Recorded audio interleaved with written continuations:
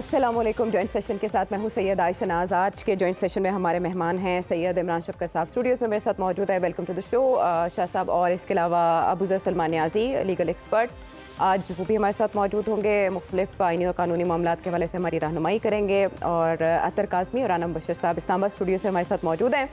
और joint session में आज के जॉइंट सेशन की बात करेंगे। पार्लियामेंट का मुश्तरका इजलास हुआ, उसमें किस नौयत की कानून साजी की कोशिश की गई, उसके बाद मौखर क्यों की गई, बहुत अहमियत की हामिल है ये पेशरफ्त। लेकिन जो दूसरी पेशरफ्त हुई है वो ये कि बात पक्की होने से पहले ही ना हो गई। इसहाक डार साहब के नाम के ऊपर क्रॉस लगा दिया गया है बयानात की हद तक। नहीं पता पर्दों के पीछे क्या चल रहा है। ये दुबई बैठक में क्या हो रहा है, ये पर्दा कब उठेगा, भेद कब खुलेगा, ना जाने, इसका तो इल्म नहीं। लेकिन ख्वाजा आसिफ साहब वज़ीर दिफा, उन्होंने एक सहाफ़ी की बात की, मोतबर सहाफ़ी, कि उन्होंने ये खबर दी है। वैसे ये अतर क्या ख्याल है आपका, पीपल्स पार्टी मिक्स सिग्नलिंग क्यों कर रही है और कोई नाम पीपल्स पार्टी की तरफ से अभी तक सामने क्यों नहीं आ सका?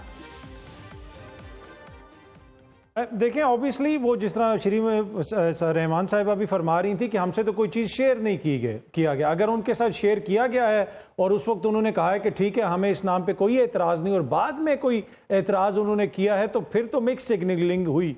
लेकिन अगर उन्होंने इस पे मुशावरत की तो मेरे ख्याल में उन्होंने अपना मौक़िफ़ रखा है। पर जिस तरीके से डार साहब का नाम सामने आया और जिस तरीके से वो खबर आई, लगता है इस तरह है कि वो खबर जो है एक तरह से दी इसलिए गई सहाफ़ियों को ताकि इसके ऊपर बहस छिड़े और फिर पता चले कि मूड क्या है हमारे इत्तेहादियों का और दीगर हलकों का। लेकिन जहाँ तक आज मैं इदारिया पढ़ रहा था डॉन का, तो वो तो लगता है कि नवाज शरीफ साहब इस चीज़ के ऊपर बज़िद हैं कि उनकी मर्ज़ी का ही निगरान सेटअप आएगा, और उसके साथ साथ उनके ये भी तहफ़्फ़ुज़ात हैं कि बैलेट पेपर के ऊपर बल्ले का निशान ना हो।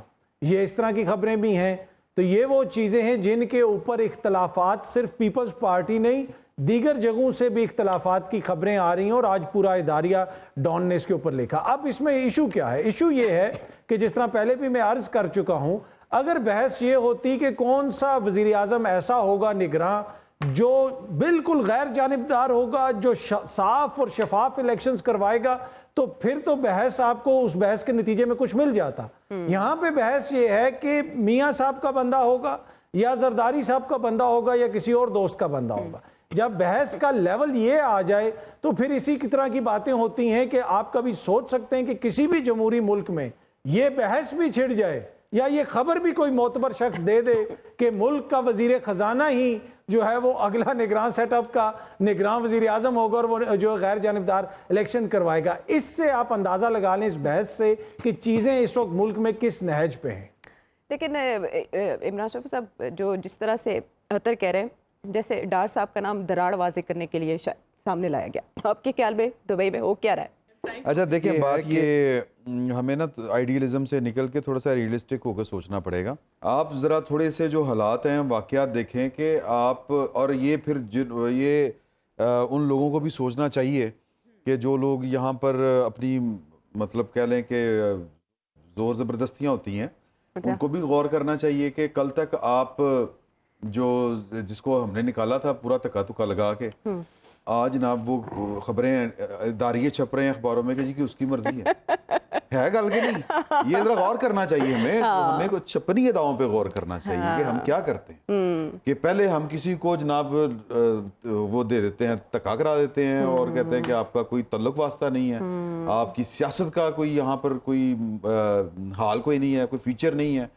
परवेज़ मुशर्रफ साहब तो कहा करते थे कि दोनों जो हैं वो खत्म है, वो किस्सा माजी है, इररिलेवेंट हो गए हैं सियासत से। तीन दफा आप किसी को निकालते हैं, फिर वही कुछ फिर आ जाते हैं। तो बात ये है कि रियलिस्टिकली अगर हम सोचें तो रियलिस्टिकली ये है कि पाकिस्तान पीपल्स पार्टी से अगर किसी ने पूछना है तो वो तकल्लुफन पूछना है।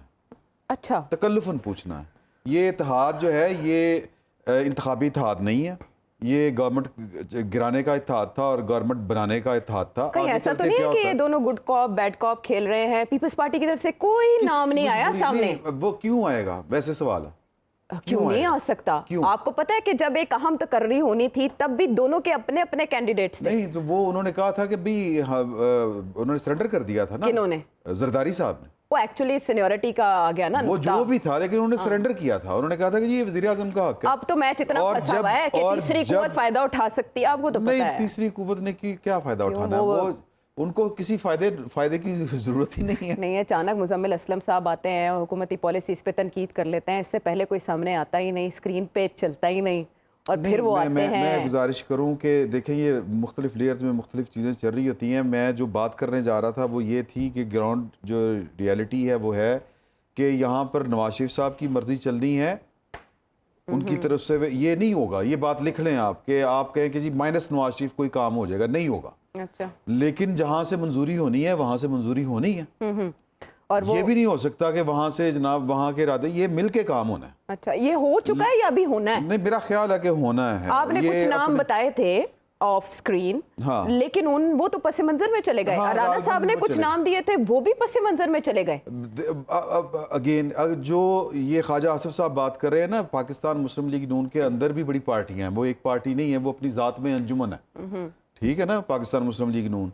तो वो राना साहब, आप वाली अंजुमन नहीं, दूसरी महफिल, जिसका मतलब महफिल होता है। जी जी। तो जो नाम इस तरफ से आ रहा है, समझना चाह रहा था। नहीं, मैं जो नाम इसहाक डार साहब का जिस तरफ से लिया गया है वो साइड और है, और जिस तरफ से ख्वाजा आसिफ साहब बोले वो साइड और है। ओह अच्छा, तो ये भी साइड्स के भी Doves चक्कर and है Hawks। जी, वो ये बड़ा कुछ है। तो लेकिन एक बात तय है कि मुझे ये लगता है, या मेरी थोड़ी सी इंफॉर्मेशन भी आप कह लें, कि होगा वो जो इकोनॉमी को समझता हो, अच्छा, और जो अट्रैक्शन भरपूर करने की सलाहियत रखता हो इंटरनेशनल फोरम्स के ऊपर, ठीक है, और इस तरह का बंदा उनको चाहिए। कोई है आइडिया कौन हो सकता है मौजूद तरीन? इसहाक डार साहब को अभी हम इन समझे या आउट? अच्छा, देखिए, मेरे पास ये खबर कोई नहीं है, गवेड़ ही लगाना, हमने अंदाजा ही लगाना। मालूमात की बुनियाद पे तज्जिया कर दें इमरान साहब। कुछ कहा नहीं जा सकता। Is he still in और आउट?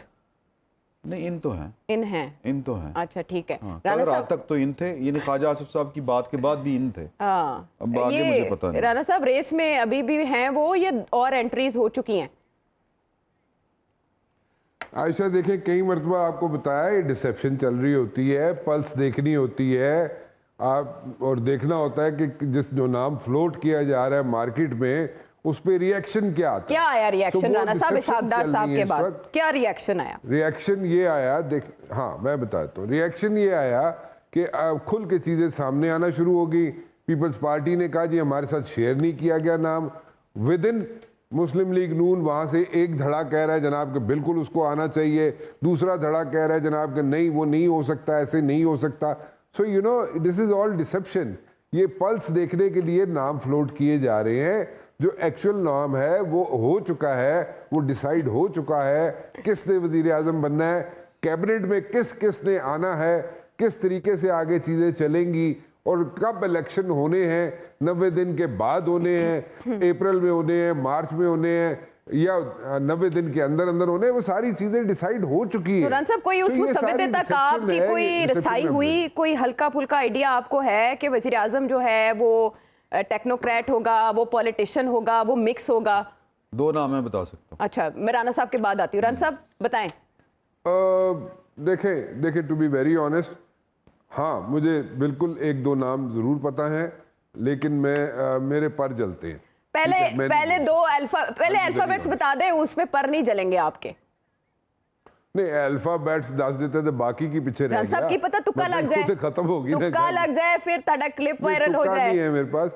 नहीं, मैं ये कर सकता हूँ कि मैं आपको नाम लिख के दे देता हूँ, आप उसको संभाल लीजिए, और जब वो बन जाएगा जो भी वजीर आजम, उसको खोल लीजिए। चले उसको तावीज़ बना के नाम बताएं। नाम नहीं, उसको लिख के नाम दूंगा, लिख के दूंगा। जो पिछले साल जुलाई में देखें, आज एक अहमियत चीज़ को समझें आप। एक छोटी सी चीज़ मैं अर्ज करना चाहूँगा। ये देखें, ये राना साहब ने आखिरी दफ़ा ये कोट 1994 में पहना, ठीक है, जो भी उन्होंने पहना हुआ डबल ब्रस्ट। अच्छा, ये डेट भी लिख के लगाई समझ जाएंगे सियासत किस तरफ जा रही है।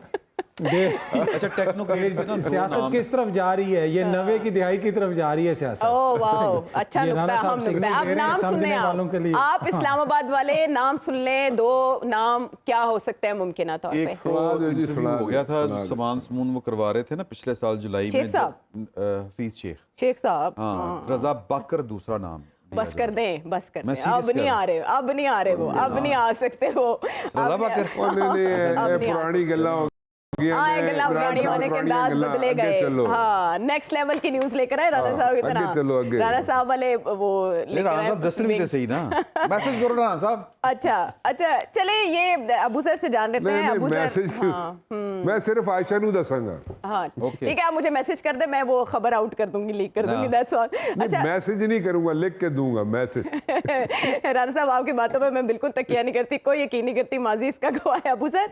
अच्छा, यहाँ पर तो चलो, मर्जी मुल्क के अंदर क्या चल रहा है, ओपनली जो बयानात दिए जा रहे हैं वो अलग, लेकिन दुबई में क्या हो रहा है, वहां पर वो मिल बैठकर क्या फैसले कर रहे हैं, कोई खबर उसकी लीक नहीं की जाती, कोई तस्वीर सामने नहीं आती, कोई खबर नहीं बनती कि वहां पर फैसले क्या हो रहे हैं। एट द सेम टाइम मौलाना फजलुर रहमान साहब की एक स्टेटमेंट है कि सऊदी अरब और दुबई पाकिस्तान में सरमायाकारी करना चाहते हैं, लेकिन वो हमसे पूछते हैं अगला निज़ाम क्या होगा। इसका मतलब है कि जो फैसले पाकिस्तान में होने जा रहे हैं इसमें उनका वोट भी काउंट होगा जहां बैठ के ये फैसले किए जा रहे हैं। देखें, सबसे पहले at the end of the day जो अभी करंट अरेंजमेंट आपकी एग्जिस्ट करती है, मेरे ख्याल से अगर किसी की से होगी appointment of the interim prime minister या उसकी कैबिनेट है, तो उसमें ऑफ कोर्स मियां नवाज शरीफ साहब की से होगी।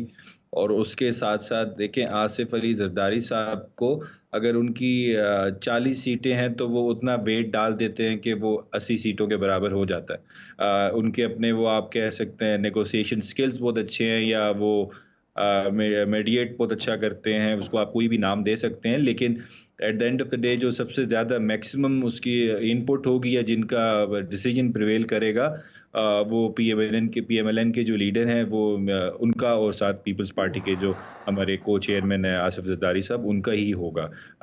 अब ये कहना कि नवाज शरीफ साहब कहें कि बिल्कुल मेरी मर्जी से प्राइम मिनिस्टर इलेक्ट हो, तो मेरे ख्याल से वो भी प्रिवेल सिचुएशन नहीं करेगी।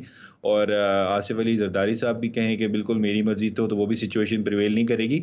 और इसके साथ जो एक और फैक्टर है, जहाँ से इंडोर्समेंट आनी है या सर्टिफिकेट मिलना है कि ये नाम ठीक है, ओके है, वो रोल भी बहुत मेजर रोल होगा। एनओसी मिलना है। जी, आइन में तो इसकी कोई गुंजाइश नहीं है, लेकिन इस मुल्क में आइन कहाँ होता है, तो वो एक रोल होगा, मेजर रोल उसका होगा बिल्कुल।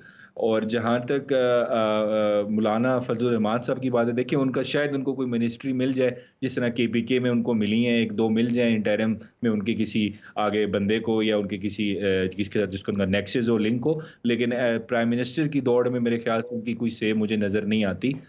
इसमें जो तीन मेजर प्लेयर्स हैं वो मैंने आपको बता दी हैं, दो फॉर्मल और एक इनफॉर्मल। आपकी हंच क्या है अबू सर, कौन हो सकता है मुतवक्के तौर पर निगरान वज़ीर आज़म इसहाक डार साहब, इसके आपको मौजू कैंडिडेट लगते हैं सिचुएशन में?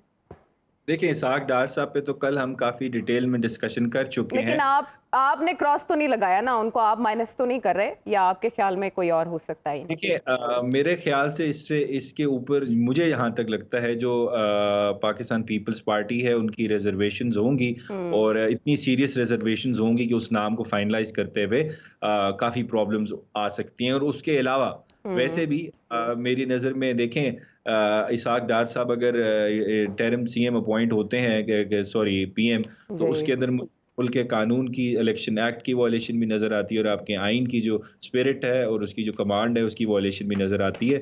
He is the top leader of PMLN, और वो फाइनेंस मिनिस्टर भी है, तो मुझे उनका बनते हुए में कानूनी मसाइल भी नज़र आते हैं। और उसके अलावा जो कोलिशन पार्टनर्स हैं उनकी सीरियस रिजर्वेशंस, खासकर पाकिस्तान पीपल्स पार्टी जिनका मेजर स्टेक है उसके अंदर, उनकी में नजर आएगी। देखिए अगर बार्गेनिंग पावर जो है पीपल्स पार्टी की, अगर आप उसको देखें तो पंजाब की सतह तक तो उनकी बात मानी गई, क्या विफाक की सतह पर पीएमएलएन की बात नहीं मानी जाएगी? देखिए मोहसिन नकवी साहब जो थे वो इन सब को काबिल कबूल थे। उसके बाद हो के आए थे खारा काबा से, और वहाँ पे मदीना गए, मक्का गए, वहाँ भी गए, उसके अलावा फिर उनको कबूल हो गए पार्टीज़ को भी सारे। तो अगर इस तरह का कोई नाम आएगा जिसका किसी पार्टी से ऑफिशियली कोई लिंक ना हो, तो मेरे ख्याल से वो सबको काबिल कबूल होगा। अगर आप कहें कि थर्ड प्लेयर का इतना मेजर रोल है कि वो किसी को कंसल्ट किए बगैर ही नाम दे देंगे, तो मुझे वो होते हुए नज़र नहीं आ रहा। रिजर्वेशंस को देखा जाएगा और उनको एड्रेस किया जाएगा, फिर ही कोई नाम आएगा। यूनिलैटरल डिसीजन मुझे नज़र नहीं आ रहा कि एक अपॉइंट कर दें आप इंटरिम किसी एक फरीक की मर्जी से फैसला नहीं होगा। आप देख रहे हैं इमरान शफी साहब। देखिए मैं अच्छा, जो कह रहा हूँ ना इसहाक डार साहब, मैं सिर्फ ये कह रहा हूँ कि इसहाक डार को छोड़े जो भी होगा ना, वो मेजर जो प्लेयर ये रोल होगा ना, वो नवाज शरीफ का होना है। अच्छा। अगर नवाज शरीफ अड़ गए ना कि नहीं यही होएगा, यानी शेयर जो है उनके 70% वो होंगे। जी 10% सिस्टम कुछ इस आसिफ तरह के ज़रदारी हालात साहब के। कुछ इस तरह की शक्ल इख्तियार कर चुके हैं कि मैं ये बार बार मैं गुजारिश कर रहा हूँ कि मैं ये नहीं कह रहा कि इसहाक डार साहब ही होंगे, मैं सिर्फ ये कह रहा हूँ मर्जी बाबे दी चलनी है। इकोनॉमी सेंट्रिक आप कह रहे हैं ना वे, हाँ, जी। और इसी की तरफ जो इशारा या इससे हमें गारंटी जो मिलती है कि हालात किस और तरफ जा बल्कि सकते हैं, हमें- बल्कि मोहर लगाई जा सकती है। आर्मी चीफ की जो ताज़ा स्टेटमेंट है कि फैसला किया है पाकिस्तान को मौजूदा बहरान से निकालकर दम लेंगे। मौजूदा बहरान है क्या? मसला ये है कि देखना हमें ये है कि अगले वज़ीर आज़म ने आके करना क्या है। हाँ, और किसकी ये- मर्जी से करना है, हाँ जी। और किन खतूत के ऊपर करना है, ये समझना मुश्किल नहीं है पाकिस्तान के हालात को देखकर और देखकर उनकी नौइयत को देखकर। वापस आते हैं ब्रेक के बाद। Welcome back to the show. Economy की अहमियत इस साल, पिछले साल भी थी अपनी जगह पर मुसल्लिम, लेकिन इस साल ज़्यादा से ज़्यादा अगर किसी चीज़ को वेटेज दिया जा रहा है तो इकनॉमिक कंडीशन है। आर्मी चीफ की स्टेटमेंट हमने शामिल की और मौलाना फजलुर रहमान साहब मुस्तकबिल के नक्शे के साथ साथ कुछ वार्निंग्स भी दे रहे हैं, वो सुनेंगे। जिन लोगों ने पाकिस्तान की तरक्की के पहिए को जाम किया, हमने पूरी इस्तेकामत के साथ उन नाअहलों का मुकाबला किया, इक़्तिदार की कुर्सी से खींचकर बाहर फेंका, और अगर कल कोई ऐसे लोग मुसल्लत किए गए तो मैं वादा करता हूं आपसे कि इंशाअल्लाह उसको भी गिरेबान से पकड़ कर निकालेंगे और ऐसे लोगों को मुल्क पर हुकूमत नहीं करेंगे। कोई ये बात न सोचे कि कल मुल्क पर कोई नाजायज हुकूमत मुसल्लत कर सकेगा। समात मौलाना फजलुर रहमान साहब पूरे यकीन के साथ उन्होंने ये बात की और निगरान हुकूमत की तरफ भी इशारा हो एग्जैक्टली के पक्का काम हो रहा है। और पक्के काम में हम पेशरफ्त पार्लियामेंट के सेशन में भी देख सकते हैं कि वहाँ पर कुछ तरमीम कानून साजी की मंजूरी की कोशिश की गई, लेकिन उसमें पीपल्स पार्टी के रहनुमा थोड़ा रुकावट बनने की कोशिश कर रहे हैं या कुछ कह रहे हैं। सेनेटर रज़ा रब्बानी साहब, अतर काज़मी के फेवरेट, उन्होंने क्या फरमाया वो सुने। There are over 25 motions for legislative business and for passage of the bills, जिसकी अभी तक हमें कॉपीज नहीं मिली। यहाँ पे बैठ के अगर आप जॉइंट सिटिंग को भी सेनेट और नेशनल असेंबली की तरह रबर स्टैंप बनाना चाहते हैं और बेतौकीर करना चाहते हैं तो वो एक अलग मसला। बेतौकीर करना चाहते हैं। अच्छा, पाकिस्तान तहरीक इंसाफ के जो रहनुमा अली ज़फ़र हैं, सेनेटर अली ज़फ़र अतर, उन्होंने भी फरमाया कि पार्लियामेंट में कानून साजी हो रही है लेकिन कानून हमारे सामने नहीं है। जो कमेटी इंतखाबी इस्लाहात के लिए बनी और तरामीम के लिए, उसमें अली ज़फ़र साहब भी शामिल थे लेकिन उन्होंने बॉयकॉट किया और अब ये कहा जा रहा है कि इत्तफ़ाक़ राय से इनकी मंजूरी जल्द ले ली जाएगी। लेकिन सेनेटर रज़ा रब्बानी साहब का इस तरह से ये बयान देना, रबर स्टैंप की बात करना, कौमी असम्बली और सेनेट को इस तरह से कहना, ये रज़ा रब्बानी साहब और उन कमेटी में उनकी रिप्रेजेंटेशन भी है, पीपल्स पार्टी के भी उसमें अरकान मौजूद हैं, इसके बावजूद इनकी तरफ से बात का सामने आना क्या जाहिर करता है? आती जो फीलिंग्स हैं वो हर्ट होती हैं। गुज़िश्ता रोज़ ही हमने देखा कि पार्लियामेंट के अंदर पार्लियामेंटेरियंस ने बड़ा गुस्से का इजहार किया क्योंकि उनके असला लाइसेंस जो हैं उनमें ताख़ीर हो रही है, और वहाँ पे वज़ीर दिफा के से भी उन्होंने बातें की, और उसके ऊपर जो हमारे स्पीकर साहब हैं उन्होंने भी ये कहा कि अगर कोई सेक्रेटरी दाखिला या जो भी शख्स इसके अंदर रुकावट है, हुकूमत अपनी रिट कायम करे और उसको फारिग कर दे, उसको उसके ओहदे से हटा दें। रज़ा रब्बानी साहब को यहाँ पे पार्लियामेंट की जो रिट है, उन्होंने कभी ये क्वेश्चन किया कि इस मुल्क के फैसले जब दुबई में बैठ के होते हैं तो कभी उन्होंने उसके ऊपर कोई बरहमी का इजहार किया? उस वक्त रबर स्टैंप इनको पार्लियामेंट नजर नहीं आती? क्या पार्लियामेंट के अंदर जो कानून साजी हो रही है उसके फैसले लंदन और दुबई में बैठ के नहीं होते? उसमें इनको कोई किसी किस्म की कोई कबाहत नजर नहीं आती। हाँ, यहाँ पे उनकी अपनी जो ईगो है वो मजरू हुई कि हमें क्यों नहीं बताया गया, हमारे पास कॉपी क्यों नहीं आई। तो क्या जो पाकिस्तान के 22, 25, 26 जितने भी करोड़ लोग हैं उनकी ईगो मजरू नहीं होती? उनको रबर स्टैंप के तौर पे आप इस्तेमाल नहीं कर रहे? क्या उनका हक नहीं है कि वो वोट डाल सकें? 2 सूबों के अंदर जिस तरह इलेक्शन रोका गया उसकी मिसाल कोई मिलती है आपको? माजी में कोई मिसाल नहीं मिलती। और फिर आप देखते हैं कि जनाब 2 हमारे भाई हैं, शर्जील मेमन साहब और तारड़ साहब, वो आप कोई भी टीवी चैनल ऑन कर लें वो 2 विंडोज़ आ रही होती हैं। एक विंडो पे मेमन साहब होते हैं, दूसरी विंडो पे तारड़ साहब होते हैं, और वो मसलसल एक शख्सियत के खिलाफ या एक जमात के खिलाफ वो बयानियाँ पेश कर रहे होते हैं। क्या इस तरीके से मुल्क का निज़ाम चलाया जाएगा कि आप जगतरफा तमाम मामला जगतरफा चल रहे हैं, उस पर कोई इन्होंने किसी किस्म की रिजर्वेशन शो की? कोई रिजर्वेशन शो नहीं की। तो यही तो इशू है कि चाहे पिछली हुकूमत हो या अभी हुकूमत हो या आने वाली हुकूमत हो, जहाँ पे अपने मामलात हों वहाँ पे इनको आइन भी याद आ जाता है, कानून भी याद आ जाता है, रबर स्टैंप भी याद आ जाती है, लेकिन पर्ची के ऊपर एक जो है चेयरमैन बन जाए उस पर कोई एतराज़ नहीं। नौजवान के पीछे सारे हाथ बांध के खड़े हो जाते हैं। बाहर से फैसला हो जाए कि जी फैसला मियाँ साहब करेंगे।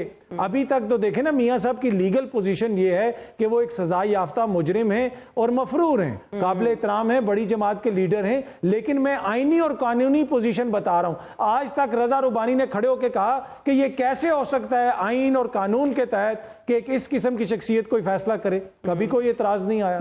तो ये इशू है ना, जब आइन और कानून के तहत एतराजात होंगे, मुल्क की अवाम के मसाइल के लिए इतना गुस्सा होगा जितना गुस्सा कल असला के लाइसेंस पे इन्होंने शो किया अपने लाइसेंस के ऊपर, जब अवामी मसाइल पे भी इतना गुस्सा करेंगे ना तो फिर अवाम इनके लिए खड़ी होगी, उसी तरह खड़ी होगी जिस तरह आजकल किसी और के लिए खड़ी हुई है। बहुत आइडियल सिचुएशन, लेकिन ये बातें ऐसी हैं। अच्छा, पार्टी पॉलिसी से हट के फिर बात नहीं की जा सकती ना। मुस्तफ़ा नवाज खोखर साहब जैसा हाल होता है, अभी वो बात तो कर रहे हैं, लेकिन आप देख रहे हैं रज़ा रब्बानी साहब की लीग भी थोड़ी अलग है, जैसे शाहिद खाकान अब्बासी की, चौधरी निसार की, इस तरह के लोग हर जमात में होते हैं। लेकिन हाँ होते हैं, लेकिन साइड लाइन होते हैं एक टाइम आने पे।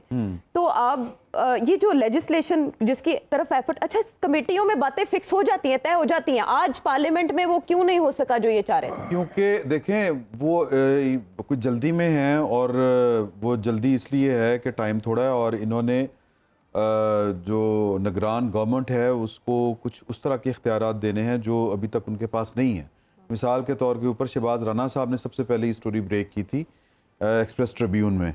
उनका ये उनकी स्टोरी में जो उन्होंने बताया था कि वो कोई एक्ट है 230 जी। उसमें उन्होंने कुछ तरमीम करनी है कि रोज़मर्रा के मामलात से कुछ आगे तक मुंतखब वज़ीर-ए-आज़म के बराबर फैसलों के कुछ अहम फैसले भी कर सकें, अहम फैसले, और वो तकर्री वगैरह भी और एक्सटेंशन वगैरह भी, कुछ ये भी हो जाएगा, सारा कुछ ही हो जाएगा। आपको पता है कि और ये सारे जो इशारे हैं, ये सारे इशारे इसी तरफ जा रहे हैं कि शायद इसी गवर्नमेंट की एक्सटेंशन होगी, इसी गवर्नमेंट की भी एक्सटेंशन होगी, और कुछ टारगेट्स हैं।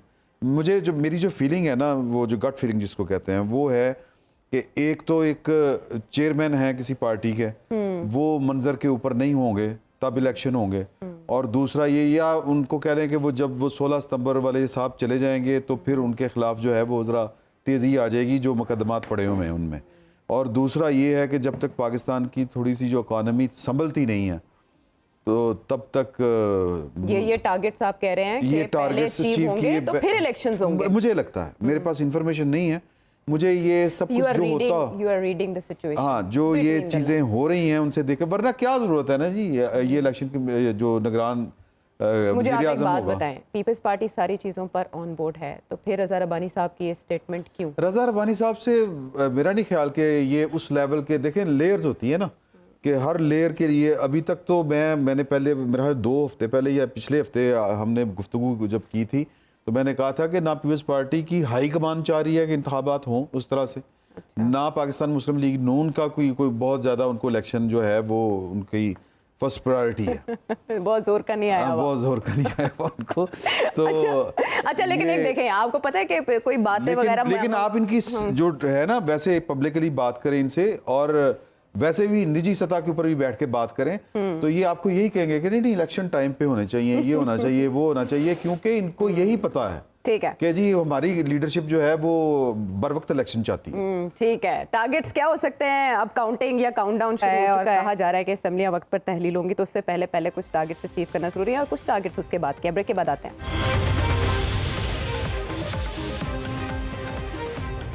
Welcome back to the show. Rana साहब, ये खबर सामने आई है कि जो मुसवदा है तरमीम का वो कल अब पेश किया जाएगा मंजूर करने के लिए, और उसमें जो इलेक्शन एक्ट 230 है उसकी सब क्लॉज 2 है, उसमें तरमीम की गई है।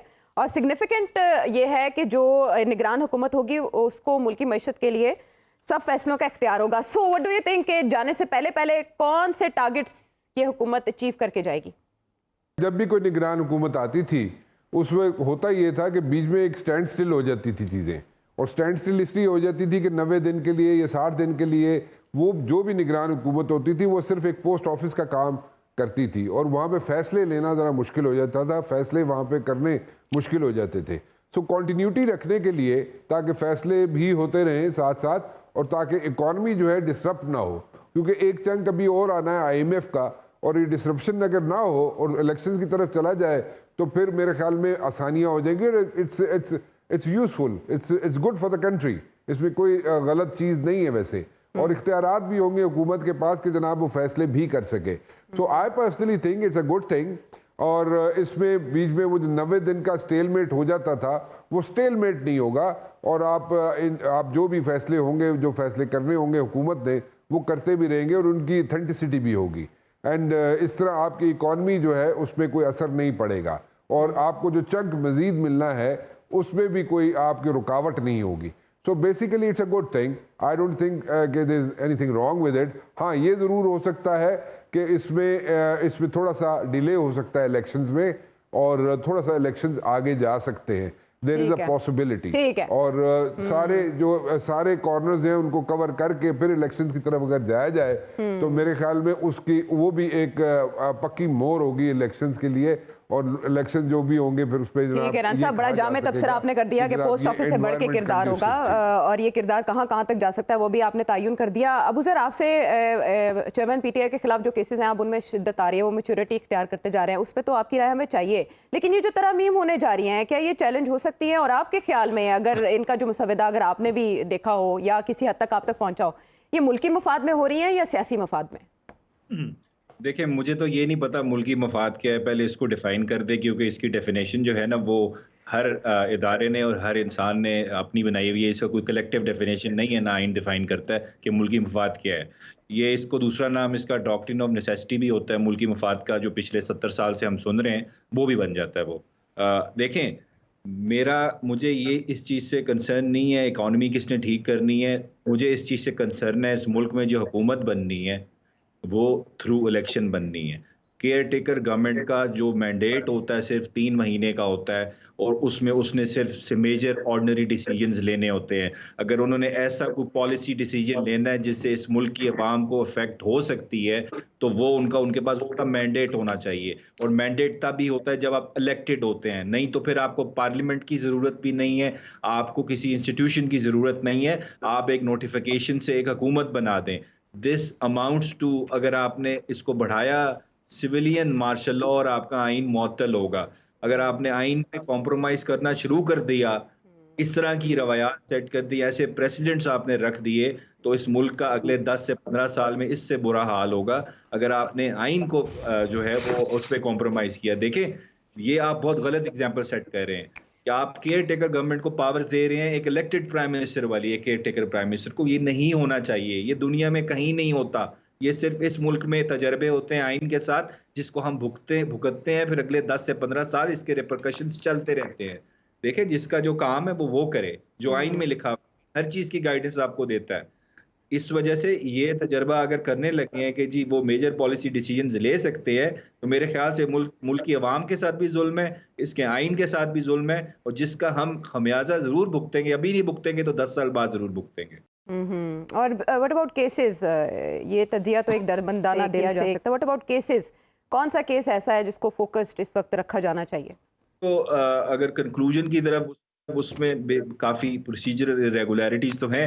जो जा रहा है वो आपका तोशाखाना वाला केस, उसमें 342 की स्टेटमेंट है। अब कल उसमें फिर आप अपने गवाह भी ला सकते हैं। देखिए वो कितने गवाह उसमें साथ पेश करते हैं, वो स्टेटमेंट में क्या कहते हैं। लेकिन साथ एक सुप्रीम कोर्ट में भी हियरिंग लगी हुई है, क्योंकि उसमें सबसे बड़ा जो मेन इशू था वो ये था कि तोशाखाना केस नॉट मेंटेनेबल है। तो इस वजह से कि वो कंप्लेंट 120 दिन की लिमिट के बाहर जाके फाइल की है इलेक्शन कमीशन ने, तो वो बार्ड है। क्योंकि एक सेक्शन 137 कहता है कि 137(4) कि 120 डेज के अंदर आपने कंप्लेंट फाइल करनी है। तो मेंटेनेबिलिटी का क्वेश्चन शुरू में डिसाइड इस्लामाबाद हाई कोर्ट ने तो नहीं किया, लेकिन जो उन्होंने रिमांड ऑर्डर किया था वो सुप्रीम कोर्ट में चला गया। तो वो डिपेंड करेगा उस पर अब सुप्रीम कोर्ट क्या प्रोसीडिंग्स करती है सुबह।